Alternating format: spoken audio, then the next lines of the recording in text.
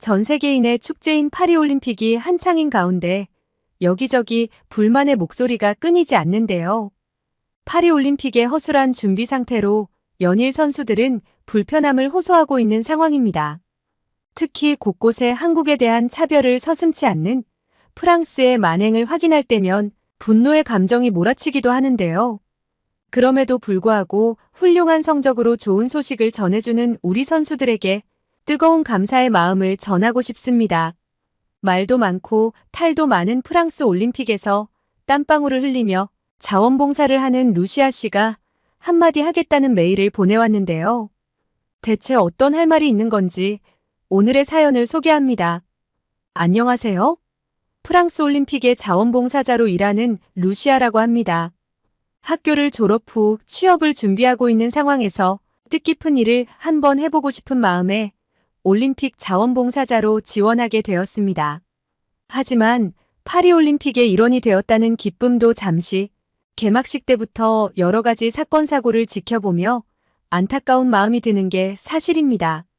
제가 직설적이고 약간은 염세주의적인 성향이 있는지라 누구의 편에 들지도 않고 돌직구로 말하는 경향이 있는데 감안하고 들어주시면 좋겠습니다.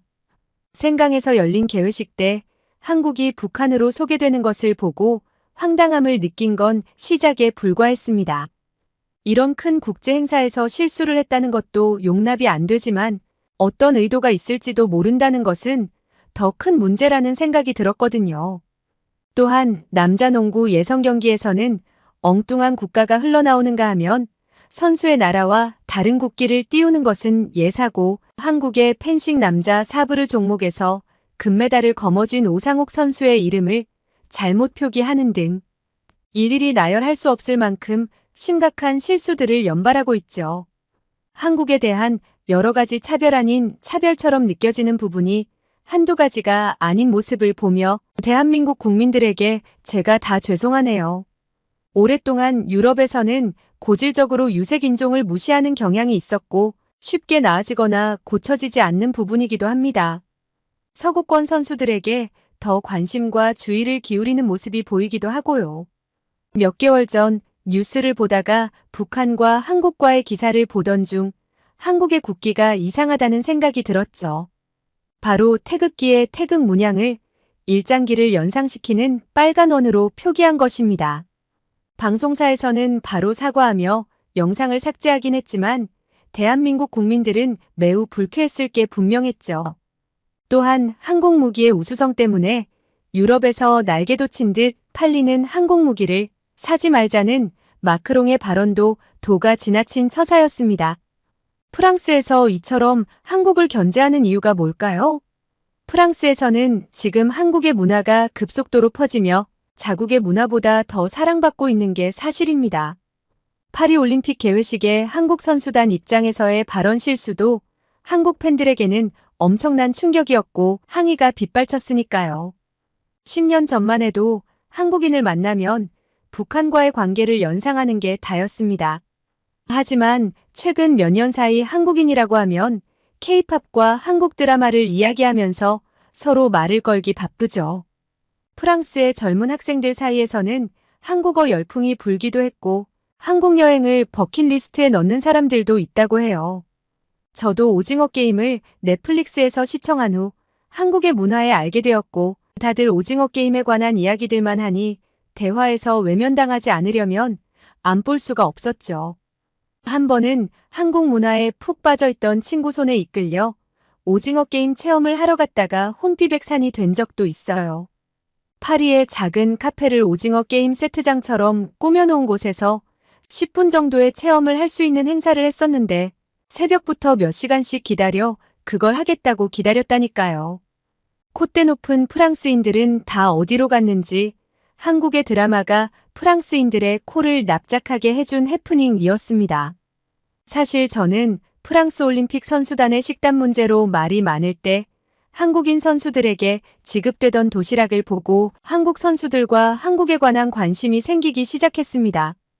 어떻게 한국은 선수들을 위해 저렇게 영양학적으로 완벽한 도시락을 보급하고 철저한 준비를 했을까라는 생각을요. 지금 선수촌 식당에서는 선수들의 이탈이 계속되고 있는데요. 그도 그럴 것이 먹을 것이 없기 때문입니다. 저도 선수촌 식당을 가보았지만 채소 위주의 식단과 턱없이 부족한 고기류가 이게 선수를 위한 식단인가 라는 생각이 들었습니다. 먹을 게 없는데 뭘 먹고 힘을 낼 수가 있을지 의문이더군요. 참다 못해 분통을 터뜨리는 선수들도 생겨나고 있지만 프랑스는 전혀 시정하려는 움직임이 없는 듯합니다. 이런 상황이다 보니 한국 선수들의 식단에 더욱 관심이 가는 것입니다. 저도 한식당에 가보긴 했지만 한식의 건강한 조리법과 맛에 감탄을 한 적이 한두 번이 아닙니다. 예전에는 일부러 한식당이 모여있는 곳을 찾아가야 먹을 수가 있었지만 지금은 엄청난 속도로 한식당이 늘어나고 있어요. 한국 드라마의 영향이 크다고 볼 수 있지만 우연이라도 한식을 먹어본 사람들은 다시 찾는 경우가 많거든요. 불고기나 비빔밥 같은 전통적인 한식 메뉴가 대부분이었던 예전과는 달리 지금은 메뉴가 셀 수 없이 많아졌습니다. 제가 사랑하는 한국식 치킨과 떡볶이와 김밥 같은 분식류, 그리고 여름 시즌에 맞춰 팥빙수도 엄청난 인기를 끌고 있어요. 며칠 전 한국식 핫도그를 줄을 서서 기다려 먹은 적이 있는데 가격이 한국 돈으로 10,000원 정도로 절대로 저렴하지가 않지만 사람들은 서로 사 먹으려고 난리가 났었죠. 제가 자원봉사자로 활동하면서 가깝게 지내는 분들과 얼마 전 코리아 하우스를 방문하였습니다. 이곳은 한국의 문화를 홍보하는 공간이었는데요. 그 규모가 엄청나서 사실 좀 놀랐습니다. 이곳 역시 엄청난 인기로 길게 줄을 서서 기다려야 입장이 가능했죠. 대극장과 소극장을 갖추고 있었고 건물 전체를 빌려서 운영하고 있었는데 한국의 음식과 K-팝, K-뷰티 등 전 세계인이 관심 있어 하는 부분이 모두 모여 있었습니다. 한복 패션쇼와 한국 발레를 소개하는 행사도 예정 중이라고 하니 엄청 기대가 됐습니다. 제가 방문을 했을 때 엄청난 인파에 깜짝 놀랐는데요. 사람들은 파리올림픽보다 코리아 하우스에 관심이 더 많은 것처럼 느껴질 정도였습니다. 동료 중 한 분은 한국 여행을 가보고 싶었는데 오늘 이렇게 간접 체험을 하게 돼서 정말 좋다고 하였어요. 우리는 떡볶이를 먹으며 사진도 찍고 흘러나오는 K-팝을 따라 부르며 즐거운 시간을 보냈습니다. 이곳에서 선수들의 모습도 볼 수가 있었는데요. 맛있게 비빔밥을 먹는 한 선수는 한식의 맛에 감탄하며 감사하다는 인사를 전하기도 하였고 여기가 선수촌 식당이었으면 좋겠다는 말을 넌지시 하기도 했죠. 각국의 선수들은 취향에 따라 한식을 즐기며 오랜만에 밥다운 밥을 먹었다는 반응을 보였습니다. 프랑스인으로서 부끄러운 마음에 미안해지기도 한순간이었습니다. 다음 날 여느 때와 마찬가지로 자원봉사로 바쁘게 일을 하고 있는데 불만 가득한 중국 선수단이 지나가는 것을 보았습니다. 사실 그들을 바라보는 시선은 곱지 않습니다.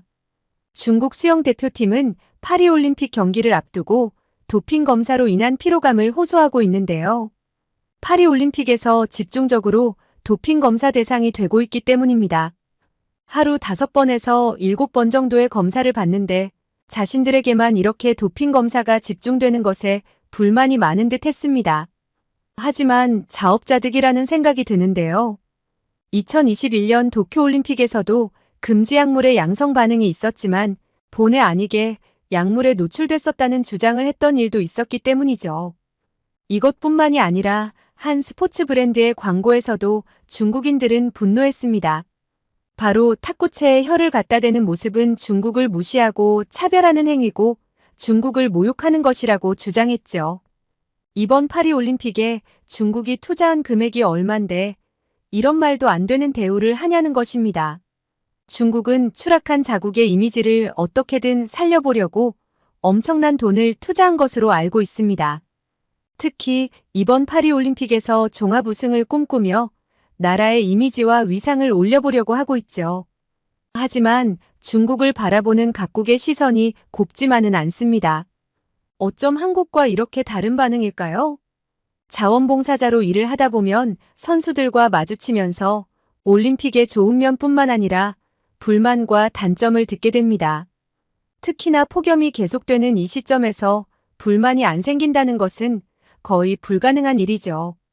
선수들의 생활 반경에서 불편한 요소들이 많은지 힘들어하는 선수들이 많습니다. 가장 불편한 게 선수들의 숙소 환경입니다. 이번 파리올림픽은 친환경을 모티브로 하였지만 해도 너무한 모습들이 눈에 띕니다. 폭염으로 사망자가 속출하는 요즘 선수들의 숙소에는 에어컨이 없습니다. 필요하면 알아서 이동식 에어컨을 사용하라는 말을 했죠. 딱딱한 골판지 침대도 불편함을 견디지 못하고 선수들의 사비로 매트를 사서 깔아야 하는 형편입니다. 이렇게 기본적인 생활을 할 수 없게 만들어 놓고 기량을 제대로 발휘할 수가 있을까요?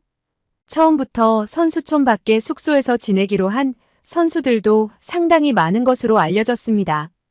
이렇게 올림픽 참가로 비용이 가중되는 건 어떻게 보상을 해주는 건지 궁금합니다. 여유가 있는 선수들은 이렇게라도 하겠지만 여유 없는 선수들은 이 찜통 더위를 어떻게 버텨야 할지 평등과 화합을 중요시하는 올림픽에서 이게 말이나 되는 모습인지 모르겠네요. 경기장으로 이동하는 버스도 그렇습니다. 창문도 열 수 없게 되어 있는 버스에 에어컨을 켤 수가 없어서 이동하는 동안 숨이 막히는 고통을 참아내야만 합니다. 생명의 위협을 느낀 선수들은 올림픽이고 뭐고 자신의 나라에 가고 싶다는 호소를 한다고 합니다.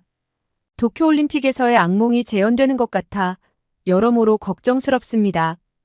2030년 동계올림픽을 프랑스에서 개최한다고 하는데 이때는 선수들이 추위와 싸워야 하는 게 아닌지 우려됩니다. 프랑스는 이번 올림픽을 준비하면서 어마어마한 돈을 썼는데도 불구하고 미흡한 부분이 많습니다. 생강에서 열리는 개막식과 수영 경기를 위해 한국 돈으로 약 2조 원을 들여 수질 개선에 힘을 들였지만 올림픽이 열리기 전까지 수질이 개선되지 않는 것을 보면서 엉뚱한 데에 국비를 낭비한 게 아니냐는 비난의 목소리가 나오기도 했죠. 이대로라면 철인 3종 경기가 연기될 수도 있는 상황인데요. 비가 내리게 되면 생강의 수질이 원래보다 더 나빠지기 때문에 대장균과 장구균 수치가 상승하면 결막염과 외이염, 피부병에 노출될 수 있기 때문에 파리 조직위는 대회를 앞두고 매일 수질 검사를 실시하고 있습니다. 저의 생각은 이렇게 선수들에게 위험을 줄 수 있는 수질이라면 다른 곳에서 경기를 해야 한다고 생각하지만 프랑스는 그렇지 않은 것 같아요. 요즘 올림픽 경기를 직접 보기도 하는 저는 시상식에서 선수 자신을 촬영하는 모습을 심심찮게 보게 되는데요. 낯선 모습이 연출되자 모두들 그 촬영하는 기계가 무엇이냐는 궁금증을 나타내고 있습니다. 알고 보니 한국의 삼성전자 핸드폰이었고 모든 올림픽 참가 선수들에게 제공이 된 제품이었습니다. 삼성 핸드폰을 선물 받은 선수들의 언박싱하는 모습들이 SNS에 퍼지며 세계인의 관심을 불러일으키고 있는데요. 저도 어떤 제품인지 선수들의 영상을 보고 알았답니다. 삼성의 갤럭시 제품은 영국과 독일, 프랑스 등 서유럽 국가에서 판매량이 지속적으로 증가하고 있는데 이번 올림픽에서 전 세계적으로 노출이 되면서 엄청나게 회자되고 있답니다. 제 친구들도 50% 정도가 삼성 핸드폰을 사용하고 있을 정도니까요. 올림픽 참가 선수들은 생각지도 못했던 삼성 핸드폰을 받고는 기쁨을 감추지 못하는 모습을 보였죠. 자신의 개인 계정에 영상을 하나둘씩 올리면서 튼튼해 보이고 디자인이 아름답다는 찬사를 아끼지 않았습니다. 한국에서 자신들에게 준 선물에 감사하다는 표현을 하였죠. 어떤 선수는 올림픽 기간 동안 가장 행복했던 순간으로 기억될 것이라며 극찬을 하였습니다. 이런 모습을 본 세계 각국의 시청자들은 어디 제품이냐는 문의를 하며 삼성 스마트폰은 자연스러운 광고 효과를 보게 되었는데요. 파리올림픽은 연일 좋지 못한 소리만 듣고 있는데 한국은 전 세계의 관심과 사랑을 한 몸에 받고 있는 모습입니다. 파리올림픽이지만 한국에 대한 소식을 많이 접하는 요즘 자연스럽게 한국 선수들의 활약에 눈이 가게 되는데요. 제가 좋아하는 사격에서 제 눈길을 사로잡은 한국 선수가 있었습니다. 바로 김혜지 선수인데요. 테슬라의 일론 머스크도 김혜지의 여전사 같은 모습에 액션 영화에 캐스팅해야 한다는 말을 하며 그녀의 카리스마를 칭찬하였죠. 저는 김혜지의 경기 모습을 보면서 너무 차가워 보이는 외모에 웃지도 않을 것 같았는데 경기가 끝난 후 보인 그녀의 모습은 약간의 허당기에 활짝 웃는 모습에 김혜지 선수의 반전 매력에 빠지고 말았어요. 사격 공기권 총 10m에서 은메달을 따냈지만 인터뷰에서 25m 경기에서는 금메달을 약속한다는 포부를 밝히기도 했습니다. 이 영상은 엄청난 조회수를 기록하며 김혜지 선수의 인기를 증명하였는데요. 꼭 금메달을 땄으면 좋겠네요. 얼마 전 양궁 종목에서 한국 선수들이 활약하는 모습을 보았는데 여자 남자 할 것 없이 양궁 단체 경기에서 모두 금메달을 휩쓰는 모습에 감탄을 금치 못했답니다. 특히 남자 단체 경기는 저희 나라인 프랑스와 겨루는 모습을 보면서 긴장하며 지켜보았는데 연달아 10점을 쏘는 한국 선수들을 보면서 대단하다는 생각을 하였어요.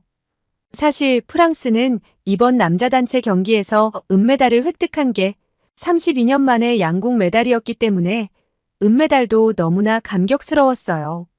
프랑스 양궁협회는 한국의 방식을 채택하기 위해 오선택 감독을 영입하는 등 메달을 위한 노력을 했었거든요.